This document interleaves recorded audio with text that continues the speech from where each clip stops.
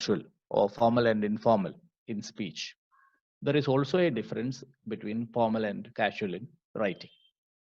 ഇപ്പം നമ്മൾ ഏറ്റവും അടുത്തൊരു സുഹൃത്ത് വീട്ടിൽ വന്നാൽ നമ്മൾ അയാളോട് പറയുന്നത് ആ വാ, ചിലപ്പോൾ അത്രയുണ്ടോ, ചിലപ്പോൾ ജസ്റ്റേഴ്സ് ആയി കാണിക്കുന്നത്, തലയോണ്ട് ആംഗ്യമായി കാണിക്കുന്നത്, ചിലപ്പോൾ വാടാന്ന് പറയുമായിരിക്കും, അല്ലെങ്കിൽ ആ വാടി, അങ്ങനെ depending on for the gender. അല്ലാതെ നമ്മൾ സുഹൃത്ത് വീട്ടിൽ വരുമ്പം തന്നെ ഉടനെ തന്നെ ഭവാൻ ആഗതനാവൂ എന്നൊന്നും പറയില്ല. കാരണം ആഗതനാവൂ എന്നൊക്കെ പറയുന്നത് വളരെ ഫോർമൽ ആയിട്ടുള്ള ട്രെൻഡ്സ് ആണ്. വേറെസ് വാ, കമിൻ, ബി സീറ്റഡ് എന്നൊക്കെ പറയുന്നത് വളരെ ഇൻഫോർമൽ ആയിട്ടുള്ള ട്രെൻഡ്സ് ആണ്. സോ സംസാരത്തിൽ നമ്മൾ പരിചയമുള്ള ആൾക്കാരെ, വീട്ടുകാരെ, നമ്മളുടെ നാട്ടുകാരെയൊക്കെ കാണുമ്പോൾ നമ്മൾ you resort to a kind of a language which is very very informal. അത് വളരെ ഇൻഫോർമൽ ആയിരിക്കും. എന്നാൽ നമ്മൾ ടീച്ചേഴ്സിനോട് സംസാരിക്കുമ്പോൾ, നമ്മളൊരു ഇന്റർവ്യൂവിൽ സംസാരിക്കുമ്പോൾ, ഒരു TV ചാനലിൽ സംസാരിക്കുമ്പോൾ you resort to a language. അപ്പോൾ സംസാരത്തിൽ ഇതുപോലെ ഫോർമലും ഇൻഫോർമലും ഉള്ള പോലെ തന്നെ in writing you have formal and informal use of language. അപ്പോൾ ഈ ഫോർമൽ ആയിട്ട് ഉപയോഗിക്കുന്ന ലാംഗ്വേജിനെയാണ് നമ്മൾ അക്കാഡമിക് റൈറ്റിംഗ് എന്ന് പറയുന്നത്. മറ്റേതിനെ നമ്മൾ സാധാരണ ഇൻഫോർമൽ ലാംഗ്വേജ് എന്ന് പറയും. നിങ്ങളൊരു ഡയറി എഴുതുകയാണ്, അല്ലെ ഇപ്പം അത് ഇല്ലാത്തതാണെങ്കിലും നിങ്ങളൊരു കത്ത് എഴുതുകയാണ്, ഇപ്പം ആരും കത്തൊന്നും എഴുതാറില്ല, അല്ലെ നിങ്ങളൊരു മൊബൈലിൽ മെസ്സേജ് അയക്കുകയാണ് ഫ്രണ്ട്സിന്. So you use A language which is quite informal. നമ്മൾ അതിൽ പല എക്സ്പ്രഷൻസ് ഉപയോഗിക്കും, ഇമോജീസ് ഉപയോഗിക്കും, ബിറ്റ്വീൻ എന്നുള്ളതിന് BR W എന്നടിക്കും, പിന്നെ താങ്ക്സ് എന്നുള്ളതിന് TH സെഡ് എന്നടിക്കും. അപ്പൊ ഇതൊക്കെ നിങ്ങൾക്ക് ചെയ്യാവുന്നതാണ്, which is permitted. But in A class room examination or in A university examination നിങ്ങൾക്ക് ഇങ്ങനത്തെ യാതൊന്നും എഴുതാൻ പറ്റില്ല. നിങ്ങൾ എക്സാമിനേഷൻ പേപ്പറിന്റെ അടിയിൽ 4 ഇമോജി വരച്ചു കഴിഞ്ഞാൽ it will create a very bad impression. അപ്പോൾ I'm trying to tell you that there is a lot of difference between language, both in speaking and in writing. നമ്മൾ ഇവിടെ ഫോക്കസ് ചെയ്യുന്നത് writing ആണ്. So academic writing is A formal writing where you cannot use any informal words, expressions or even emojis.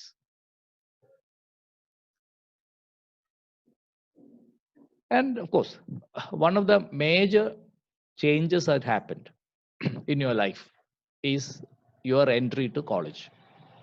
കഴിഞ്ഞ കൊല്ലം സ്കൂളിന്റെ ഭാഗമായിട്ട് നിന്ന് നിങ്ങൾ പെട്ടെന്ന് ഒരു സുപ്രഭാതത്തിൽ കോളേജിലെത്തി. എന്തൊക്കെയാണ് പ്രധാനപ്പെട്ട വ്യത്യാസങ്ങൾ? നമ്പർ 1, കോളേജ് പഠിക്കുന്ന കുട്ടിയോട് ആരും തന്നെ പഠിക്കുന്ന കാര്യത്തിനെ പറ്റിയിട്ട് വലിയ വാചാലമായിട്ട് ചോദിക്കാറില്ല.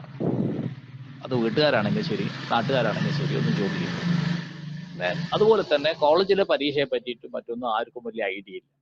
സ്കൂളാകുമ്പോൾ അതല്ല, എല്ലാവർക്കും അറിയാം SSLC പരീക്ഷ എപ്പോഴാണ് തുടങ്ങുന്നത്, റിസൾട്ട് എപ്പോഴാണ് വരുന്നത് എല്ലാവർക്കും അറിയാം.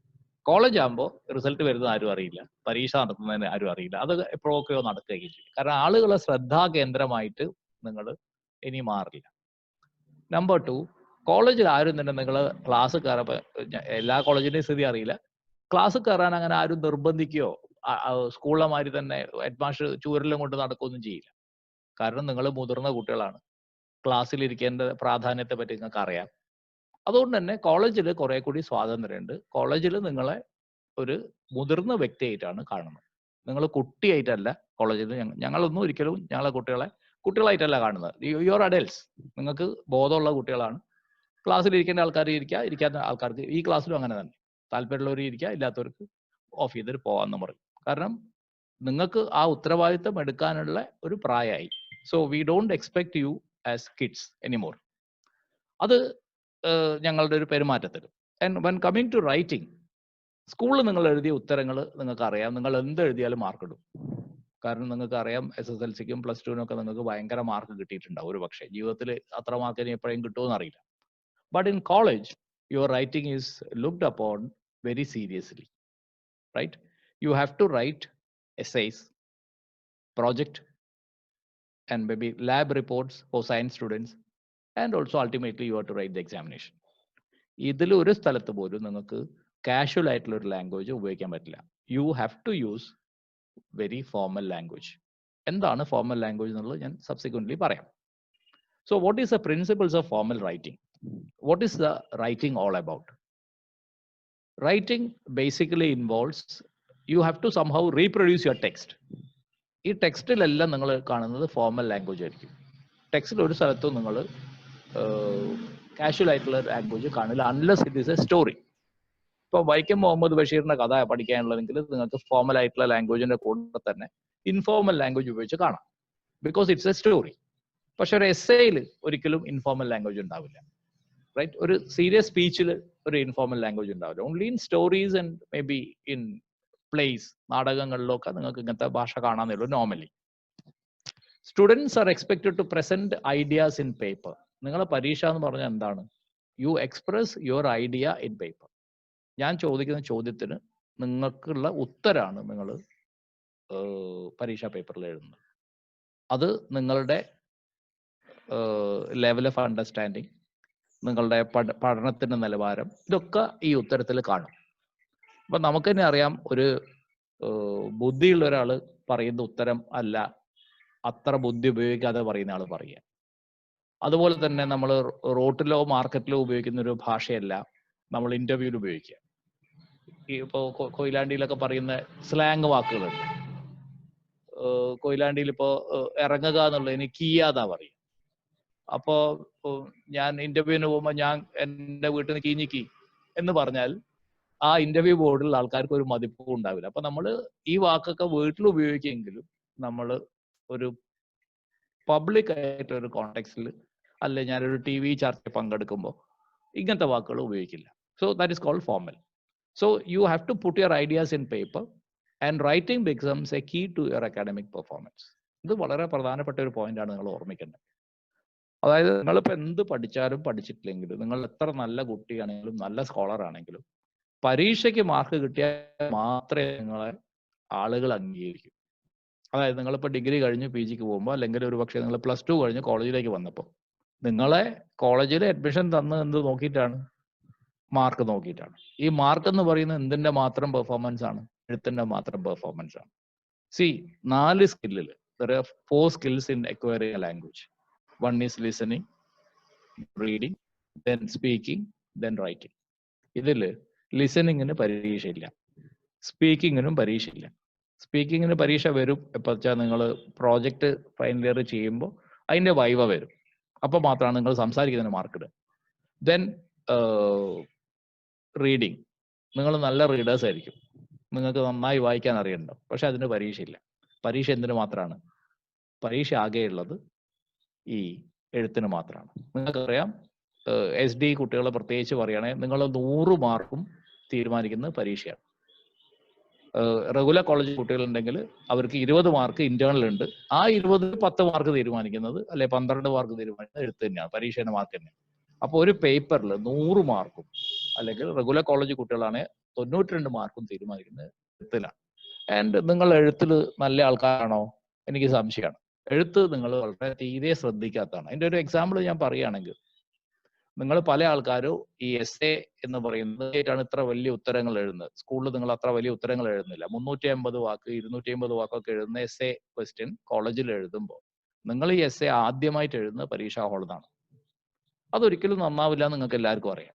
കാരണം നമ്മൾ ഏത് സാധനം ചെയ്യുമ്പോൾ അത് നേരത്തെ പ്രാക്ടീസ് ചെയ്തിട്ട് വേണം പോകാൻ. ഒരു മത്സരത്തിൽ പങ്കെടുക്കുമ്പോൾ പ്രത്യേകിച്ച്, അതായത് ഒരു പുതിയ തരത്തിലൊരു ബോൾ ചെയ്യണം, ഒരു പ്രത്യേക ബോൾ ചെയ്യണം എന്നൊരു ബൗളർ തീരുമാനിക്കുകയാണെങ്കിൽ അയാൾ ആ ബോൾ പലവട്ടം പ്രാക്ടീസ് ചെയ്തിട്ട് പെർഫെക്റ്റ് ആക്കിയിട്ട് മാത്രമേ അവിടെ ഉപയോഗിക്കൂ, ഗ്രൗണ്ടിൽ ഉപയോഗിക്കൂ. ഒരു ഫുട്ബോൾ കളിക്കാർ പ്രത്യേക ഷോട്ട്, ഇപ്പം മെസ്സിയുടെ ബനാന കിക്ക്, അതുപോലത്തെ ഒരു കിക്ക് എടുക്കണം എന്ന് അയാൾ തീരുമാനിച്ചാൽ അത് അയാൾ എത്രയോ വട്ടം പ്രാക്ടീസ് ചെയ്തിട്ടാണ് ഗ്രൗണ്ടിൽ പോയിട്ട് അത് ചെയ്യുക. അല്ലാതെ ആദ്യമായിട്ട് അയാൾ ഗ്രൗണ്ടിൽ നിന്ന് ആ കിക്ക് എടുക്കാൻ നോക്കിയാൽ ആ കിക്ക് ഒരിക്കലും ശരിയാവില്ല. നിങ്ങൾക്ക് എല്ലാവർക്കും അറിയാം. നിങ്ങൾ ഒരു മോട്ടോർ ബൈക്കിന് റേസിങ്ങിന് പോകുമ്പോൾ ഇതൊക്കെ നിങ്ങൾ പ്രാക്ടീസ് ചെയ്യണം. എന്തിനാ പറയുന്നത്? നിങ്ങളൊരു പാട്ട് മത്സരത്തിന് പോവുകയാണ്, അപ്പൊ നിങ്ങൾ എന്താ ചെയ്യുക? You practise a song in advance. ഈ റിയാലിറ്റി ഷോ കാണുന്നില്ലേ? നമ്മൾ കാണുന്ന ഈ പാട്ടിന്റെ, കുട്ടികൾ പാടുന്ന പാട്ട് എത്രയോ വട്ടം അവർ ബാക്ക്ഗ്രൗണ്ടിൽ പ്രാക്ടീസ് ചെയ്തിട്ടാണ് വരുന്നത്. നമ്മളത് കാണുന്നില്ല എന്ന് മാത്രം. പക്ഷെ നമ്മൾ ഇതൊക്കെ അറിയെങ്കിലും പരീക്ഷ ഹാളിൽ ഇരുന്നിട്ടാണ് നമ്മൾ ആദ്യമായിട്ട് എസ്സേ എഴുതുക. അതുകൊണ്ട് തന്നെയാണ് നിങ്ങൾക്ക് 15 മാർക്കിൽ 8 മാർക്കോ 7 മാർക്കോ കിട്ടുന്നത്. നന്നായി മാർക്ക് കിട്ടണേ you have to practise it at home, right? അതിലേക്ക് ഞാൻ പിന്നെ വരാം. അക്കാഡമിക് അസസ്മെന്റ്, എംപ്ലോയബിലിറ്റി, രണ്ട് കാര്യങ്ങൾ നിങ്ങളിത് തീരുമാനിക്കുന്നത് ലാംഗ്വേജ് ആണ്. അതിലൊന്ന് നിങ്ങളെ അക്കാഡമിക് പെർഫോമൻസ്, ഞാൻ നേരത്തെ പറഞ്ഞ് പരീക്ഷ എഴുതി. രണ്ട്, എംപ്ലോയബിലിറ്റി. നിങ്ങൾക്കറിയാം സർക്കാരിന് നിങ്ങൾക്ക് എത്ര പേർക്ക് ജോലി തരാൻ പറ്റും നമുക്ക് ആർക്കും അറിയില്ല, പ്രത്യേകിച്ച് ഇപ്പോഴത്തെ സാഹചര്യത്തിൽ. നിങ്ങളെ പലരെയും എംപ്ലോയ് ചെയ്യുന്നത് പ്രൈവറ്റ് സ്ഥാപനങ്ങളായിരിക്കും. പ്രൈവറ്റ് സ്ഥാപനങ്ങളിലെല്ലാം തന്നെ, അത് ഏറ്റവും ചെറിയ പോസ്റ്റ് ആണെങ്കിൽ പോലും പ്രൈവറ്റ് സ്ഥാപനങ്ങളിൽ ഇന്റർവ്യൂ നിർബന്ധമായിരിക്കും. ഈ ഇന്റർവ്യൂവിൽ നിങ്ങൾക്ക് എല്ലാവർക്കും അറിയാം, ഒരു പോസ്റ്റ് വിളിച്ചാൽ 50 അപ്ലിക്കേഷൻ ഉണ്ടാവും, ഒരാളെ എടുക്കാൻ പറ്റും നമുക്ക്. അപ്പോൾ ഒരു ഇന്റർവ്യൂവിൽ നമ്മൾ ചെയ്യുന്നത് ഒരാളെ എടുക്കലല്ല, പകരം 49 ആളെ കളയലാണ്. അപ്പോൾ നിങ്ങളെ ചെറിയ ചെറിയ കാര്യങ്ങൾ പോലും ഇന്റർവ്യൂവിൽ നെഗറ്റീവ് ആവും. ഒന്നും വേണ്ട, നിങ്ങൾ എന്താ പേര് ചോദിക്കുമ്പോൾ പേര് പറയുന്നത് വൃത്തിയായി പറഞ്ഞിട്ടില്ലെങ്കിൽ, അല്ലെ സ്ഥലം പറയുന്നത് വൃത്തിയായി പറഞ്ഞിട്ടില്ലെങ്കിൽ നിങ്ങൾക്ക് ആ ജോലി നഷ്ടപ്പെടും. അപ്പോൾ പെർഫോമൻസ് എന്ന് പറയുന്നത് അയാളുടെ ഓവറോൾ പെർഫോമൻസ് ആണ്. ഈ ആളെ കാണുമ്പോൾ അയാൾ ഇന്റർവ്യൂ ചെയ്യുന്ന ആളുകൾക്ക് തോന്നണം ഇയാൾ എടുത്താൽ നമുക്ക് മെച്ചമുണ്ടാവും. അപ്പോൾ അതിൽ ഒരു പ്രധാന ഘടകം നിങ്ങൾ ഉപയോഗിക്കുന്ന ലാംഗ്വേജ് ആണ്. So language becomes A very important instrument or a tool in writing the exam and also in performing in interviews. Writing skill is proportional to mastering a subject. ഇപ്പം നിങ്ങൾക്കൊരു സാധനം അറിയാം എന്ന് എനിക്കറിയുന്നത് നിങ്ങൾ എഴുതുമ്പോൾ, കാരണം നിങ്ങളെ ആരെയും ഞാൻ കാണില്ല, പകരം ഞാൻ എന്താ വായിക്കുക, നിങ്ങൾ എഴുതിയ പേപ്പറാണ്. അപ്പോൾ നിങ്ങൾ എഴുതിയ പേപ്പറാണ് നിങ്ങൾ. എനിക്ക് നിങ്ങൾ ഒരിക്കലും അസസ് ചെയ്യാൻ പറ്റില്ല വേറെ രീതിയിൽ. ഒരുപക്ഷെ നിങ്ങൾക്ക് നല്ല ബുദ്ധിയും വിവരമുള്ള ആളായിരിക്കും, പരീക്ഷ എഴുതിയത് അത്ര നന്നായിട്ടുണ്ടാവില്ല, അതൊന്നും എനിക്കറിയില്ല. എൻ്റെ കോളേജിലെ കുട്ടികളെ പേപ്പർ നോക്കുമ്പോൾ മാത്രമാണ് ഇത്തരം കാര്യങ്ങൾ എനിക്ക് അറിയുന്നത്. നല്ല കുട്ടിയാണല്ലോ, എന്താ അങ്ങനെ എഴുതിയെന്നൊക്കെ ഞാൻ വിചാരിക്കും. നേരെ മറിച്ച് പുറത്തൊരാളെ പേപ്പർ വായിക്കുമ്പോൾ you can never know whether the student is actually good or bad, and then it can be mastered through practice. അപ്പോൾ ഏത് എഴുത്തും നമ്മൾ ശ്രമിച്ചാൽ വളരെയധികം മെച്ചപ്പെടുത്താൻ പറ്റും. ഈ ശ്രമം ഉണ്ടായാൽ മാത്രമേ ഏതിനെ പോലെയും, വായന നന്നാവണേ വായിച്ച് ശീലിക്കണം, സംസാരം നന്നാവണേ സംസാരിച്ച് ശീലിക്കണം, ലിസണിങ് നന്നാവണേ ലിസൺ ചെയ്ത് ശീലിക്കണം. അപ്പൊ ഇങ്ങനെ ഓരോന്നും ശീലം കൊണ്ട് നിങ്ങൾക്ക് മെച്ചപ്പെടുത്തിയെടുക്കാൻ സാധിക്കും. ഓക്കെ, നൗ ഞാൻ ഈ സ്ലൈഡിന്റെ ലെഫ്റ്റ് സൈഡിൽ ഒരു ചിത്രം വരച്ചിട്ടുണ്ട്. കുത്തി വരയ്ക്കാൻ നമ്മൾ പറയുന്ന ഒരു സാധനം. ഏകദേശം നമ്മൾ ഉത്തരങ്ങളൊക്കെ ഇങ്ങനെയായിരിക്കും ഉണ്ടാവുക. നിങ്ങൾ ഒരു സാധനം ഒരു സ്ഥലത്ത് തുടങ്ങും, എങ്ങോട്ടാ പോകേണ്ടതെന്ന് അറിയില്ല, എന്തൊക്കെയൊക്കെയോ ചെയ്യും, അവസാനം എവിടെയാ തുടങ്ങുന്നത് എവിടെയാ അവസാനിക്കുന്നത് ആർക്കും അറിയാൻ പറ്റില്ല. അങ്ങനെയുള്ളൊരു സിറ്റുവേഷനിലേക്ക് നമ്മൾ പലപ്പോഴും പോവാറുണ്ട്. അത് നോക്കുക എങ്ങനെയായിരിക്കും എന്നുള്ളത്. So what you I see set getting ready for academic writing, higher order of writing skill. That is, ഇനി ഞാൻ പറയാൻ പോകുന്ന സാധനങ്ങളൊക്കെ നിങ്ങൾ പ്രാക്ടീസ് ചെയ്യുന്നുണ്ടോ എനിക്ക് അറിയില്ല, പക്ഷെ പരീക്ഷയ്ക്ക് എഴുതുമ്പോൾ ഇതൊക്കെ എഴുതി വെക്കണം. What is the basic infrastructure for my style of academic writing ചോദിച്ചാൽ, അക്കാഡമിക് റൈറ്റിംഗിൽ ആദ്യം വേണ്ടത് റൈറ്റിംഗ് സ്കില്ലാണ്. You should have a higher order of writing skill. മെച്ചപ്പെട്ട് എഴുതിയാൽ മാത്രമേ നല്ല മാർക്ക് കിട്ടൂ. അതിൽ ഒന്നാമത്തെ കാര്യം ഫ്രീ തിങ്കിങ്. എന്താ ഫ്രീ തിങ്കിങ്? വളരെ സിമ്പിളായിട്ട് പറയാം, ഈ പരീക്ഷയുമായിട്ട് ബന്ധപ്പെടുത്താതെ പറയാം. ഇനിയിപ്പോൾ നിങ്ങൾക്ക് യാത്രയ്ക്ക് എപ്പോഴാണ് പോകാൻ പറ്റുമെന്ന് അറിയില്ല, കാരണം ഇവിടെ നമ്മളെ ലോക്ക്ഡൗൺ പീരീഡാണ്. ഇനിയും അതൊക്കെ മാറി നമുക്ക് യാത്ര ചെയ്യാൻ പറ്റുമെങ്കിൽ നിങ്ങൾക്ക് ബോംബെയിലേക്ക് പോകണം, അല്ലെങ്കിൽ മേ ബി ട്രിവാൻഡ്രം പോകണം. അപ്പോൾ നിങ്ങൾ എന്താ ചെയ്യുക? ആദ്യം നമ്മൾ ആലോചിക്കും, തിരുവനന്തപുരത്തേക്ക് പോകുന്നതിനെ പറ്റി ആലോചിക്കും. ഇതാണ് ഫ്രീ തിങ്കിങ് എന്ന് പറഞ്ഞാൽ. അപ്പോൾ നമ്മൾ ടിക്കറ്റ് ബുക്ക് ചെയ്തിട്ടില്ല, ഒന്നും ചെയ്തിട്ടില്ല, വെറുതെ ചിന്തിക്കാം. ഇതൊക്കെ ചെയ്യണം, അതെങ്ങനെയെന്ന് ആലോചിക്കും. ഇത് തന്നെയാണ് ഫ്രീ തിങ്കിങ്ങിന്റെ അർത്ഥം. It is like a warming up, not concerned about the outcome. തിരുവനന്തപുരത്ത് പോകണം നമുക്ക് ഐഡിയ ഉണ്ട്, പക്ഷെ എങ്ങനെ പോകണമെന്ന് തീരുമാനിച്ചിട്ടില്ല, ഏതാ മാർഗം എന്ന് തീരുമാനിച്ചിട്ടില്ല. ചിലപ്പോൾ നമ്മൾ ട്രെയിനായിരിക്കും ഉദ്ദേശിച്ചത്, പക്ഷേ ട്രെയിൻ ടിക്കറ്റ് ഉണ്ടാവില്ല, അങ്ങനെയൊക്കെയുള്ള പ്രശ്നങ്ങൾ വരാം. ഇത് വെറുതെ നമ്മൾ ആലോചിക്കുകയാണ്, തിരുവനന്തപുരത്ത് എത്തുന്നതായിട്ട് ആലോചിക്കും. നമ്മൾ ഏതൊരാളും ഭാവിയിൽ നടക്കാൻ പോകുന്ന കാര്യങ്ങൾ മുൻകൂട്ടി ആലോചിക്കുന്ന സ്വഭാവക്കാരാണ്. ഇത് തന്നെയാണ് റൈറ്റിങ്ങിലും വേണ്ടത്. You need to think in advance, right? ഒരു കാര്യം ഞാൻ നടുക്ക് പറയാനുള്ളത്, ഞാൻ കുറച്ച് മലയാളം ഉപയോഗിക്കുന്നുണ്ട്, because this paper demands that kind of a language. whereas Zeitgeist എടുക്കുമ്പോൾ will be using more English. ഇനിയിപ്പോൾ നിങ്ങൾക്ക് മലയാളം കുറയ്ക്കണം എന്നുണ്ടെങ്കിലും കൂട്ടണം എന്നുണ്ടെങ്കിലും ഫീഡ്ബാക്കിൽ സമയത്ത് പറയാം. So will be doing accordingly. കാരണം നിങ്ങൾ ആരെയും നമുക്ക് അറിയില്ല, അതുകൊണ്ട് നിങ്ങൾക്ക് എന്താ നിങ്ങളുടെ ഡിമാൻഡ് ഒന്നും അറിയില്ല. So you can just give me a feedback at the end of the class. So you are not bothered with correctness, grammar. നമ്മളെ ഈ എഴുതുമ്പോൾ ആദ്യം നമ്മൾ പഠിപ്പിക്കുന്ന സാധനങ്ങളാണ് ഗ്രാമറും കറക്റ്റ്നെസ്സും ഒക്കെ. ഇപ്പൊ അതൊന്നും ഇല്ലാണ്ട് ചിന്തിക്കുമ്പോൾ ഗ്രാമർ ഒന്നും വേണ്ട, നിങ്ങൾ വെറുതെ ചിന്തിച്ചാൽ മതി. You just think over it. ഇത് എങ്ങനെയാന്ന് പറയുന്നത് ഉദ്ദേശിക്കുന്നത് വെച്ചാൽ, നിങ്ങളൊരു എസ്സേ ക്വസ്റ്റൻ എഴുതുമ്പോൾ അത് തുടങ്ങുന്നതിന് മുമ്പ് എന്താണ് നിങ്ങൾ എഴുതാൻ പോകുന്നതിനെ പറ്റി ഒന്ന് ചെറുതായിട്ട് ആലോചിക്കണം. May be you can take 30 seconds to 1 minute. അത് ഞാൻ എസ്സേ എഴുതുമ്പോൾ വിശദമായിട്ട് അവിടെ പറയാം. Keep A journal. ഇപ്പൊ ഞാൻ പറഞ്ഞിട്ടുണ്ട് ബുക്ക് കയ്യിൽ വെക്കണം. എന്തിനാ ബുക്ക് കയ്യിൽ വെക്കുന്നത് വെച്ചാൽ, നിങ്ങൾക്ക് ആവശ്യമുള്ള സാധനങ്ങളൊക്കെ എഴുതും. നിങ്ങൾ ഒരു കാര്യം പ്രത്യേകം എഴുതുമ്പോൾ ശ്രദ്ധിക്കണം, വളരെ വളരെ ഇമ്പോർട്ടൻ്റ് ആണ്. നിങ്ങളെ കയ്യിലുള്ള വാക്കുകൾ മാത്രമേ നിങ്ങൾക്ക് എഴുതാൻ പറ്റൂ. ഇപ്പൊ ഞാൻ നിങ്ങളെ ഏറ്റവും 10 കടിച്ചാൽ പൊട്ടാത്ത വാക്ക് പഠിപ്പിച്ചത്, ഈ ഒരു വാക്ക് പോലും നിങ്ങൾക്ക് ഉപയോഗിക്കാൻ പറ്റില്ല. കാരണം എന്താ വെച്ചാൽ നിങ്ങളെ കയ്യിലുള്ള സ്ഥിരം വാക്കുകളെ നിങ്ങൾക്ക് ഉപയോഗിക്കാൻ പറ്റൂ. അപ്പൊ നിങ്ങളെ വൊക്കാബുലറി വർദ്ധിച്ചാൽ മാത്രമേ നിങ്ങൾ എഴുത്ത് നന്നാവൂ, അല്ലേ? 2 ഷർട്ട് മാത്രം ഉണ്ടാവുന്ന ആൾക്ക് വെള്ള ഷർട്ടാണ് നല്ലത്, പെട്ടെന്ന് ആർക്ക് മനസ്സിലാവില്ല ഏതാണെന്ന്. പക്ഷേ നിങ്ങൾക്ക് കൂടുതൽ വസ്ത്രങ്ങൾ ഉണ്ടെങ്കിൽ ഡെയിലി മാറ്റിയിട്ട് പോവാം, അത് കുറെ കൂടി അട്രാക്റ്റീവ് ആയിരിക്കും. ഇനി അതില്ലാത്ത ആൾക്കാർ എന്ത് ചെയ്യും? അത് ഇല്ലാത്ത രീതിയിൽ ചെയ്യും. അപ്പൊ നിങ്ങളെ കയ്യിൽ വെറൈറ്റി ഉണ്ടെങ്കിലേ നിങ്ങൾക്ക് അത് പെർഫോം ചെയ്യാൻ പറ്റും. അപ്പൊ ഡ്രസ്സ് തൽക്കാലം 2 ഉള്ളെങ്കിലും കുഴപ്പമൊന്നുമില്ല, കാരണം നമുക്ക് ഭാവിയിൽ മെച്ചപ്പെട്ട് നല്ല ജോലിയൊക്കെ കിട്ടിയിട്ട് കുറെ ഇഷ്ടം പോലെ വായിക്കാം. പക്ഷേ ലാംഗ്വേജ് ഇല്ലെങ്കിൽ നിങ്ങൾ പരീക്ഷ എഴുതുമ്പോൾ വെള്ളം കുടിക്കും. പലപ്പോഴും നിങ്ങൾക്ക് തന്നെ അറിയാം, നിങ്ങൾ പല സമയത്ത് സ്റ്റക്കായി പോയിട്ടുള്ളത് വാക്ക് കിട്ടായിട്ടാണ്. അതൊരു പ്രാവശ്യം അങ്ങനെ സംഭവിച്ചാൽ നിങ്ങൾ പഠിക്കുകയോ? ഒരിക്കലും പഠിക്കില്ല. അത് ഞാൻ പഠിച്ചിട്ടില്ല. നിങ്ങളിൽ ഞാൻ പറയുമ്പോൾ ഞാൻ എപ്പോഴും വിചാരിക്കുന്നത് എൻ്റെ കുട്ടിക്കാലൂടെ ആലോചിക്കുന്നുണ്ട്. ഞാൻ കുട്ടിയാകുമ്പോൾ ഇങ്ങനെ തന്നെയൊക്കെയുള്ള ക്രൈസിസിലൂടെ കടന്നു പോയതാണ്. ഇപ്പോഴാണ് ഞാൻ ലാംഗ്വേജ് ഒക്കെ ഉള്ള അധ്യാപകനായി മാറി. അപ്പൊ എൻ്റെ കുട്ടിക്കാലത്ത് ഇങ്ങനെ തന്നെയാണ് ആൾക്കാർ ചെയ്യുക, ആരെയും കുറ്റമൊന്നും പറയാനില്ല. പക്ഷെ ഒരു പോയിന്റ് ഓഫ് ടൈമിൽ നിങ്ങളത് മാറ്റണം. You need to come up and learn more words, improvise your language vocabulary, and then you can be a good writer. Keep a journal, keep a book aside your writing, and personal notes may be kept personal, but keep the initiation for writing. നമ്മൾ personal not, diary ഒക്കെ എഴുതും, അതൊക്കെ എഴുതിക്കോളൂ, കുഴപ്പമൊന്നുമില്ല. ക്ലാസ്സിലിരിക്കുമ്പോൾ lecture notes എഴുതുന്നൊരു ശീലം ഉണ്ടാവണം. കാരണം ഈ lecture notes ആണ് നിങ്ങളെ പരീക്ഷയ്ക്ക് യഥാർത്ഥത്തിൽ സഹായിക്കുക. ഈ എക്സ്പ്ലനേറ്ററി നോട്ട്സ്, ഇപ്പം ഞാൻ എടുക്കുന്ന ക്ലാസ് ആയാലും നിങ്ങളെ കോളേജിലെ ടീച്ചേഴ്സ് എടുക്കുന്ന ക്ലാസ് ആയാലും, ക്ലാസ് എടുക്കുമ്പോൾ നിങ്ങൾ എഴുതണം. വെറുതെ ക്ലാസ് കേട്ടിരിക്കണമെങ്കിൽ വല്ല മമ്മൂട്ടിയോ മോഹൻലാലോ ഒക്കെ വന്ന് ക്ലാസ് എടുക്കേണ്ടി വരും. അപ്പോൾ നമ്മൾ അവരെ നോക്കിയിരുന്നിട്ട് 1 മണിക്കൂർ പോക്കാൻ പറ്റും. ഞങ്ങളെപ്പോലത്തെ ആൾക്കാരൊക്കെ ക്ലാസ് എടുക്കുമ്പോൾ ഞങ്ങളെ നോക്കിയിരുന്നിട്ടൊന്നും നമുക്ക് സമയം പോക്കാൻ പറ്റില്ല. അതുകൊണ്ട് നിങ്ങൾ എന്ത് ചെയ്യണം? ഞങ്ങൾ പറയുന്ന ഐഡിയാസ് എടുക്കണം. ഈ ക്ലാസ് പോലും അതാ ചെയ്യേണ്ടത്. You have to take down what ever you understand from them. അപ്പോൾ പിന്നെ അത് നോക്കുമ്പോൾ നിങ്ങൾക്ക് ഞാൻ പറഞ്ഞത് ഓർമ്മ വരും. So this is a practice. I mean, make this as a practice in academic circle, academic classroom, etc. Okay, we come to the next slide. Now, ഈ സൈഡിൽ കൊടുക്കുന്ന ചിത്രങ്ങളൊക്കെ വെറുതെ ഒന്ന് നോക്കി വെക്കുക.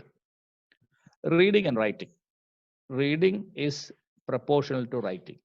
ഇപ്പം നിങ്ങൾക്ക് എല്ലാവർക്കും അറിയാം, നമ്മളെ ശശി തരൂർ വളരെയധികം കടിച്ചാ പൊട്ടാത്ത വാക്ക് ഉപയോഗിക്കുന്ന ആളാണ് എന്നാ പറയുക. അദ്ദേഹം എങ്ങനെയായി കടിച്ചാ പൊട്ടാത്ത വാക്കൊക്കെ പഠിച്ചത്? അദ്ദേഹം ഉണ്ടാക്കിയതാണ് അതൊക്കെ? അല്ല. അദ്ദേഹം തന്നെ പറഞ്ഞിട്ടുണ്ട്, ഞാൻ ധാരാളം വായിക്കും, ധാരാളം വായിക്കുമ്പോൾ എനിക്ക് പുതിയ വാക്കുകൾ ധാരാളം കിട്ടും. അങ്ങനെയാണ് ഞാൻ നല്ല വാക്കുകളുടെ പ്രയോഗക്കാരനായി മാറിയത്. So the more you read, the better you write. The more you read, the better your vocabulary. The better your vocabulary, the better is your writing. So ഇത് വളരെ റിലേറ്റഡ് ആണ്. വായിച്ചാൽ മാത്രമേ കിട്ടൂ. അത് ഇംഗ്ലീഷ് ബുക്കുകൾ, നിങ്ങൾക്ക് ഇഷ്ടമുള്ള ബുക്കുകൾ വായിക്കാം. ഞാൻ പൊതുവേ ലാംഗ്വേജ് ബിൽഡിങ്ങിന് വേണ്ടി കുട്ടികൾക്ക് പറഞ്ഞു കൊടുക്കാറ് ഹാരി പോട്ടറാണ്. വായിക്കാൻ ഇഷ്ടമുള്ള ആൾക്കാർ അത് വായിക്കുക. ഹാരി പോട്ടറിന്റെ ബുക്ക് നല്ല കട്ടിപ്പിടി ബുക്കായിരിക്കും, 700-800 പേജൊക്കെ ഉണ്ടാവും. Just start reading 1 or 2 pages a day. 2 പേജ് ഒരു ദിവസം വായിച്ചാൽ ധാരാളം. സോ 10 ദിവസം കഴിയുമ്പോൾ you begin to understand certain words, you begin to acquire certain words. വായിക്കുമ്പോൾ നമ്മൾ പുതിയ പുതിയ വാക്കുകൾ ഇങ്ങനെ ധാരാളം കാണും. അതിൽ ചിലതൊക്കെ നമ്മളെ മനസ്സിൽ തട്ടി നിൽക്കും. So that comes to your account. അതുകൊണ്ട് നിങ്ങൾക്ക് അവിടെ മെച്ചപ്പെട്ട് എഴുതാൻ പറ്റും. So you resort to any method which can improve your language. വാക്കുകൾ കയ്യിലില്ലെങ്കിൽ നിങ്ങൾക്ക് ഒരിക്കലും നന്നായിട്ട് എഴുതാൻ പറ്റില്ല. അത് നിങ്ങൾക്ക് നല്ല, എനിക്കും പറ്റില്ല. So everybody should increase their vocabulary. Bank account വർദ്ധിപ്പിക്കണം വാക്കുകളുടെ. Good writers are good readers. You can improve your vocabulary through reading. And research is an enquiry into subject through reading and finding the outcome. അപ്പൊ നമ്മൾ ഈ ടെക്സ്റ്റിൽ മുഴുവനും പറയാൻ ശ്രമിക്കുന്നത് റിസർച്ചിനെ പറ്റിയിട്ടാണ്. ഇപ്പം നിങ്ങൾക്ക് അതിനെപ്പറ്റി വലിയ കൺസേൺ ഒന്നും വേണ്ട. കാരണം റിസർച്ച് എന്ന് പറയുന്നത് നിങ്ങൾ ഡിഗ്രി കഴിഞ്ഞ് PG കഴിഞ്ഞ് ഒക്കെ ചെയ്യേണ്ട ഒരു സാധനം. അതിലേക്ക് എത്ര പേര് വരുമെന്ന് എനിക്കറിയില്ല. പക്ഷെ നമ്മൾ ഫോക്കസ് ചെയ്യുന്നത് ഈ റിസർച്ചിനെ പറ്റിയിട്ടാണ്. അപ്പോൾ റിസർച്ചിൽ എന്താ ഉണ്ടാകുന്നത്? റിസർച്ച് എന്ന് പറഞ്ഞാൽ എൻക്വയറിയാണ്. വാട്ട് ഈസ് എ റിസർച്ച് എന്ന് വെച്ചാൽ any research is an enquiry with a problem and finding an answer. ഒരു പ്രോബ്ലത്തിന് നമ്മൾ എൻക്വയറി ചെയ്യുന്നു, അതിൻ്റെ ഉത്തരം കണ്ടുപിടിക്കുന്നു. അതാണ് ഏറ്റവും ചുരുക്കത്തിൽ പറഞ്ഞ research. And number 4 is very important. ഇത് ഷോർട്ട് ക്വസ്റ്റൻ ആയിട്ടും പാരഗ്രാഫ് ആയിട്ടും ചോദിക്കാം. ക്രിട്ടിക്കൽ തിങ്കിങ് എന്താ, വല്ല ഐഡിയ ഉണ്ടോ? ക്രിട്ടിക്കൽ തിങ്കിങ് എന്താന്ന്? That is thinking and writing, they complement each other, as I said earlier. Critical thinking is a process of reflecting on something closely. എഴുത്തിൽ ചിലപ്പോൾ നിങ്ങൾക്കത് മനസ്സിലായിട്ടില്ലെങ്കിൽ വേറൊരു സാധനം, ഇപ്പോൾ നിങ്ങളൊരു മൊബൈൽ ഫോൺ വാങ്ങണം, അല്ലെങ്കിൽ ഒരു ബൈക്ക് വാങ്ങിക്കണം, എന്താ നിങ്ങൾ ചെയ്യുക? വളരെ സീരിയസ് ആയിട്ട് പല പല രീതികളോ അല്ലെങ്കിൽ പല പല ഡിഫറെൻ്റ് ആയിട്ടുള്ള വേർഷൻസും ആലോചിക്കും. ഉദാഹരണമായിട്ട് ഏറ്റവും നല്ല ഫോൺ വാങ്ങണം, നടക്കില്ല. കാരണം ഏറ്റവും നല്ല ഫോണിന് 1,00,000 രൂപ വില ഉണ്ടാവും. നമ്മളെ ബഡ്ജറ്റ് 10,000 രൂപയായിരിക്കും. അപ്പോൾ 10,000 രൂപയ്ക്ക് കിട്ടുന്ന ഏറ്റവും നല്ല ഫോൺ ഏതാണെന്ന് നമ്മൾ കണ്ടുപിടിക്കും. ഈ പ്രോസസ്സിനെയാണ് നമ്മൾ ക്രിട്ടിക്കൽ തിങ്കിങ് എന്ന് പറയുന്നത്. നമ്മൾ പലതും ആലോചിച്ചിട്ടാണ് ഈ തീരുമാനത്തിലേക്ക് എത്തുക. ബൈക്ക് വാങ്ങുമ്പോൾ അങ്ങനെ തന്നെ. ഹാർലി ഡേവിഡ്സൺ വാങ്ങണം എന്ന് ആഗ്രഹം ഉണ്ടാവും, പക്ഷേ 6,00,000 രൂപയ്ക്ക് ഏറ്റവും ചുരുക്കാൻ ബൈക്ക് അത് നമുക്ക് വാങ്ങാൻ പറ്റില്ല. അപ്പോൾ നമ്മൾ 35,000 40,000 രൂപയുടെ വണ്ടി വാങ്ങും. ചില ആൾക്കാർ സെക്കൻഡ് ഹാൻഡ് വാങ്ങിക്കും. അപ്പോൾ ഒക്കെ നിങ്ങൾ ചെയ്യുന്നത് what you think is you make A critical thinking about that. അത് ചെയ്തിട്ടാണ് നിങ്ങൾ അവസാനം ഒരു സൊല്യൂഷനിലേക്ക് എത്തുക. ഇതാണ് ഞാൻ വാങ്ങാൻ പോകുന്നത്. So base that is called critical thinking. അപ്പോൾ critical thinking is a process of reflecting, thinking on an activity or a thing very closely. വളരെ ക്ലോസ് ആയിട്ട് ഒരു സാധനത്തിനെ പറ്റി ആലോചിക്കുന്നതിനാണ് നമ്മൾ ക്രിട്ടിക്കൽ തിങ്കിങ് എന്ന് പറയുന്നത്. You need an open mind without bias. Critical തിങ്കിങ്ങിന് ഏറ്റവും പ്രധാനപ്പെട്ടത് ഓപ്പൺ മൈൻഡാണ്. ബയസ് ഉണ്ടാവരുത്. ബയസ് എന്ന് പറഞ്ഞാൽ മുൻവിധി. യാതൊരു വിധ മുൻവിധികളും ഇല്ലാതെ you just reflect on one particular topic without any bias. That's called critical thinking. Okay. Now develop research skills. Research skills endana? That is too many things put together. ഒരു കാര്യമില്ല research skill എന്ന് പറഞ്ഞാൽ, ഒരുപാട് കാര്യങ്ങൾ ചേർന്നാണ് research skill. വളരെ simple ആയിട്ട് പറയാം. നിങ്ങൾ അടുക്കളയിൽ എപ്പോഴെങ്കിലും പോയിട്ട് പാചകം ചെയ്തിട്ടുണ്ടോ എന്ന് എനിക്കറിയില്ല. പാചകം ഇപ്പോൾ ഈ ജനറേഷനിൽ എല്ലാവർക്കും പാചകം അത്യാവശ്യം അറിയാം. പ്രത്യേകിച്ച് ലോക്ക്ഡൗൺ പീരീഡിൽ ആൾക്കാർ ഏറ്റവും അധികം പരീക്ഷ നടത്തുന്ന അടുക്കളയിലാണ്. നിങ്ങൾക്ക് അറിയാം, അടുക്കളയിൽ ഒരുപാട് ഇൻഗ്രീഡിയൻ്റ് ഉണ്ടാവും, ഒരുപാട് സാധനങ്ങൾ. ഈ സാധനമൊക്കെ വേറെ വേറെ വേറെ വയ്ക്കുമ്പോൾ വളരെ വ്യത്യസ്തമായ സാധനങ്ങളായിരിക്കും. ഇതൊക്കെ കൂടി ഒരുമിച്ച് വയ്ക്കുന്നു. ഇപ്പോൾ എക്സാമ്പിൾ ഐസ്ക്രീം പറയാം, നല്ലൊരു എക്സാമ്പിൾ എന്നുള്ളത്. പാല്, അങ്ങനത്തെ കുറേ സാധനങ്ങൾ. ഈ ഇൻഗ്രീഡിയൻസ് ഒക്കെ വേറെ വേറെ വേറെയാണ്. ഇതിനൊന്നിനും ഈ ഫിനിഷ്ഡ് പ്രൊഡക്റ്റ് ആയിട്ട് ഐസ്ക്രീമിന്റെ ചായ ഒന്നുമില്ല. പക്ഷേ ഞാൻ റെസിപ്പി പറഞ്ഞു കൊടുത്താലും, സാധനങ്ങൾ എല്ലാ വീട്ടിലും ഒരേ സാധനം ഞാൻ തന്നെ സപ്ലൈ ചെയ്ത് കൊടുത്താലും, നിങ്ങൾ ഉണ്ടാക്കുന്ന ഐസ്ക്രീമിന് വ്യത്യസ്ത രുചിയായിരിക്കും, അല്ലെ വ്യത്യസ്ത ഭാവമായിരിക്കും, വ്യത്യസ്ത രീതിയായിരിക്കും. ഒരേ സാധനം നിങ്ങൾ ഉണ്ടാക്കുന്നെങ്കിൽ. കറി അങ്ങനെ തന്നെ. സാമ്പാർ ഇപ്പോൾ നിങ്ങൾ 5 വീട്ടിൽ ഉണ്ടാക്കിയാൽ 5 വ്യത്യസ്ത ടേസ്റ്റ് ആയിരിക്കും. എന്താ കാരണം? നിങ്ങൾ ഒരേ റെസിപ്പിക്ക് ഫോളോ ചെയ്യുന്നു. അതിന്റെ കാരണം എന്താ വെച്ചാൽ, ഇത് ഉണ്ടാക്കുന്ന രീതിക്ക് ഓരോ ആൾക്കാരും അപ്ലൈ ചെയ്യുന്ന മെത്തേഡ് ഡിഫറെൻ്റ് ആണ്. ഇപ്പൊ ഞാൻ ഉപ്പ് പാകത്തിന് എന്ന് പറഞ്ഞാൽ, നിങ്ങൾക്ക് ഈ പാകം എന്നുള്ളത് നിങ്ങളുടെ സബ്ജക്റ്റീവായ തീരുമാനം. ചില ആൾക്കാർക്ക് പാകം എന്ന് പറഞ്ഞാൽ കുറച്ച് കൂടുതലായിരിക്കും, ചില വീട്ടിൽ പാകം എന്ന് പറഞ്ഞാൽ കുറച്ച് കുറവായിരിക്കും. അപ്പൊ അങ്ങനെയൊക്കെ ഉണ്ടാവാം. Research skill is in involving searching sources to find out answers. ഒരു സാധനത്തിനെ പറ്റി നമ്മൾ അന്വേഷിച്ച് കണ്ടുപിടിക്കുന്നതിനെയാണ് റിസർച്ച് സ്കിൽ എന്ന് പറയുന്നത്. It is something we do all in our daily life. ഒരു ട്രിപ്പ് പ്ലാൻ ചെയ്യുമ്പോൾ നമ്മൾ ചെയ്യുന്നത് റിസർച്ചാണ്. നിങ്ങൾ പോകാനുള്ള മാർഗങ്ങൾ എങ്ങനെയാണെന്ന് കണ്ടുപിടിക്കും. ബസ്സാണോ ട്രെയിനാണോ സൗകര്യം, അല്ല സ്വന്തം വണ്ടി എടുത്ത് പോവാണോ, അവിടെ എവിടെ താമസിക്കും, ഹോട്ടലിലാണോ, സ്വന്തമായിട്ട് നമ്മൾ വീടെടുത്ത് താമസിക്കുകയാണോ, ഇതൊക്കെ നമ്മൾ ആലോചിച്ചിട്ട് എല്ലാത്തിനും നമ്മൾ തീരുമാനിക്കും. ഒരു വീട് എടുക്കുമ്പോൾ, ഒരു കാറ് വാങ്ങിക്കുമ്പോൾ, ഒരു ബൈക്ക് വാങ്ങിക്കുമ്പോൾ, ഇതൊക്കെ നമ്മൾ റിസർച്ച് ചെയ്യുന്നുണ്ട്. പക്ഷെ എഴുത്തിൽ നമ്മൾ യഥാർത്ഥത്തിൽ നമ്മൾ PhD എന്നൊക്കെ പറയുന്ന സാധനം ചെയ്യുന്നത് ഇതേമാതിരി തന്നെയാണ്. പക്ഷേ it demands or requires A different kind of A skill. So research skills will help you to make use and find out sources of information. Research എന്ന് പറഞ്ഞാൽ എന്താ അർത്ഥം എന്ന് വെച്ചാൽ, നിങ്ങൾ ഇതിനെപ്പറ്റി കൂടുതൽ അറിവ് സമ്പാദിക്കുകയും അല്ലെ അറിവ് നേടുകയും ആ അറിവ് വെച്ചിട്ട് നിങ്ങളൊരു തീരുമാനത്തിലേക്ക് എത്തുകയും ചെയ്യാണ്. അതാണ് റിസർച്ച് നമ്മൾ ജനറൽ ഭാഷയെ പറഞ്ഞ അർത്ഥം. യഥാർത്ഥത്തിൽ നമ്മൾ റൈറ്റിങ്ങിൽ റിസർച്ച് ചെയ്യുമ്പോൾ ഇങ്ങനെ തന്നെയാണ്. You just collect materials and you propagate or find your ideas. നിങ്ങളുടെ ഐഡിയ നിങ്ങൾ എന്താണ് അവസാനം പറയും. Learn the languages of a discipline. അതിന് ഏറ്റവും പ്രധാനം ഒരു റിസർച്ച് ചെയ്യണമെങ്കിൽ, അതായത് അക്കാഡമിക് റിസർച്ച് ചെയ്യണമെങ്കിൽ, PhD ചെയ്യണമെങ്കിൽ ഏറ്റവും പ്രധാനം നിങ്ങൾക്ക് ലാംഗ്വേജിന്റെ സ്കില്ലാണ്. പരീക്ഷ എഴുതുമ്പോൾ അത് തന്നെയാണ്. നിങ്ങൾ ഇംഗ്ലീഷ് എക്സാം എഴുതുന്ന രീതിയിൽ തന്നെയാണ് മറ്റ് എക്സാം എഴുതുന്നെങ്കിലും മലയാളത്തിന് നിങ്ങൾക്ക് കൂടുതൽ മാർക്ക് കിട്ടും. കാരണം മലയാളം നിങ്ങൾക്ക് നന്നായിട്ട് അറിയാം, ഇംഗ്ലീഷിനെക്കാട്ടും അറിയാം. അപ്പൊ എല്ലാ പരീക്ഷയും മലയാളത്തിൽ എഴുതുകയായിരുന്നെങ്കിൽ നിങ്ങൾക്ക് ഇപ്പൊ കിട്ടുന്നതിന്റെ ഇരട്ടി മാർക്ക് കിട്ടും. കാരണം മലയാളം നിങ്ങൾക്ക് അറിയുന്ന ലാംഗ്വേജ് ആണ്. ഇംഗ്ലീഷ് നിങ്ങൾ അത്രയൊന്നും ശ്രദ്ധിക്കാത്ത ലാംഗ്വേജ് ആയതുകൊണ്ട് അത് നിങ്ങൾക്ക് നേരത്തെ പറഞ്ഞ പോലെ അത്ര വെൽ ഡെവലപ്ഡ് ആയിരിക്കില്ല. അതുകൊണ്ട് you can express your ideas in a language suitable for your discipline. Need to learn the fundamentals. ഒരു ഭാഷ അറിയണമെങ്കിൽ അതിന്റെ ഫണ്ടമെന്റൽസ് പഠിക്കണം. കുറച്ച് ഗ്രാമർ അതൊക്കെ ഞങ്ങൾ പഠിപ്പിക്കുന്നുണ്ട് അടുത്തടുത്ത സെഷനിൽ. And the keywords and expressions. നിങ്ങൾക്ക് ഏത് ടെക്സ്റ്റ് എഴുതുമ്പോൾ കുറച്ച് പ്രധാനപ്പെട്ട വാക്കുകൾ നിങ്ങളുടെ കയ്യിൽ ഉണ്ടാവണം, which actually tells you what to do and how to do. You should know technical terms. ഏത് ലാംഗ്വേജ്, ഇപ്പൊ സയൻസിലൊക്കെ നിങ്ങൾക്ക് അറിയാം, സയൻസ് ഒക്കെ നിങ്ങൾ കുറച്ച് ചിലപ്പോൾ വായിച്ചു നോക്കി കഴിഞ്ഞാൽ ചില വാക്കൊന്നും നമുക്ക് മനസ്സിലാവില്ല. ഇപ്പൊ ഇംഗ്ലീഷ് അധ്യാപകനാണെന്ന് പറഞ്ഞിട്ട് കാര്യമില്ല, എനിക്ക് സയൻസിൽ ചില വാക്കൊന്നും അറിയണ്ടാവില്ല. കാരണം അതൊക്കെ ടെക്നിക്കൽ ടേംസ് ആയിരിക്കും, which can only be understood by an expert. And make use of books explaining this. നമ്മൾ എന്താ ചെയ്യാന്ന് വെച്ചാൽ എഴുത്തിന് വേണ്ടിയിട്ട് നമ്മൾ ഇത്തരം ബുക്കുകൾ വായിച്ച് കാര്യങ്ങൾ മനസ്സിലാക്കും. ഈ ബുക്കുകളൊക്കെ ഇത് എക്സ്പ്ലെയിൻ ചെയ്യും ഓരോ സാധനങ്ങളും. That is how you understand this particular thing. Then, what are the elements of academic writing? So the question we answer now is, what is academic writing? Academic writing is a serious and formal way of thinking. ഈ വാക്കുകൾ തന്നെ ഉപയോഗിക്കണമെന്നില്ല, you can find your own words. ഞാൻ എൻ്റെ രീതിയിൽ എഴുതിയെന്ന് മാത്രം. It's a very serious and formal. ഈ സീരിയസ് എന്നുള്ളത് ഫോമൽ എന്നുള്ള വാക്ക് ഉണ്ടാവണം, നല്ലതാണ് എന്നുണ്ടെങ്കിൽ. Different from creative fictional writing. ഈ അക്കാഡമിക് റൈറ്റിങ്ങിന് ക്രിയേറ്റീവ് റൈറ്റിംഗ് ആയിട്ട് വ്യത്യാസമുണ്ട്. ക്രിയേറ്റീവ് റൈറ്റിംഗ് എന്ന് പറഞ്ഞാൽ നോവൽ, കഥ, നാടകം. അവിടെ നമ്മൾ വ്യത്യസ്തമായ ഒരു ഭാഷയെ ഉപയോഗിക്കും. അതേ ലാംഗ്വേജ് നമുക്ക് അവിടെ ഉപയോഗിക്കാൻ പറ്റില്ല, ഫോമൽ ലാംഗ്വേജ് ഉപയോഗിക്കാൻ പറ്റില്ല. ഉദാഹരണമായിട്ട് പറയാം, ബഷീറിന്റെ എൻ്റെ ഉപ്പാപ്പയ്ക്ക് ഒരു ആന ഉണ്ടായിരുന്നു എന്ന് ഒരു പദം, ഒരു പ്രയോഗം നമുക്ക് ഒരു ടെക്സ്റ്റ് ബുക്കിൽ എഴുതാൻ പറ്റില്ല.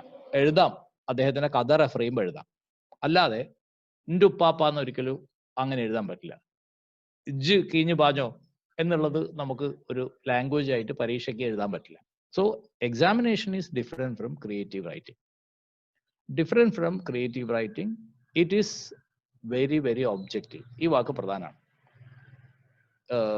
നോവലിനെയും കഥേനെയും കവിതേനെയും ഒക്കെ നമ്മൾ പറയാം സബ്ജക്റ്റീവ് റൈറ്റിംഗ് എന്നാണ്. അവിടെ എൻ്റെ വിചാര വികാരങ്ങളാണ് ഞാൻ എഴുതുന്നത്. നേരെ മറിച്ച് പരീക്ഷാ ഹാളിൽ എൻ്റെ വിചാര വികാരങ്ങൾക്ക് ഒരു പ്രസക്തിയില്ല. I write absolutely objective. ഞാൻ എന്നുള്ള സാധനം സബ്ജക്റ്റീവ് എന്ന് പറഞ്ഞാൽ ഐ ആണ്. ഐ തീരെ ഉണ്ടാവില്ല, ഒബ്ജക്റ്റീവിലായിരിക്കും എഴുതുക. എസ് എ ആയാലും ശരി. അപ്പൊ നിങ്ങൾ എന്തൊക്കെയാണ് എഴുതാറ് പരീക്ഷയ്ക്ക്? I'm just listing them. You write essays, book reviews. Book review എഴുതാൻ ഞാൻ തന്നെ പിന്നീട് ഒരു സെഷനിൽ പഠിപ്പിക്കും. Report writing, case study, project, assignment are some of the examples. ഇതൊക്കെ ഞങ്ങൾ അടുത്തടുത്ത സെഷനിൽ പഠിപ്പിക്കും നിങ്ങളെ.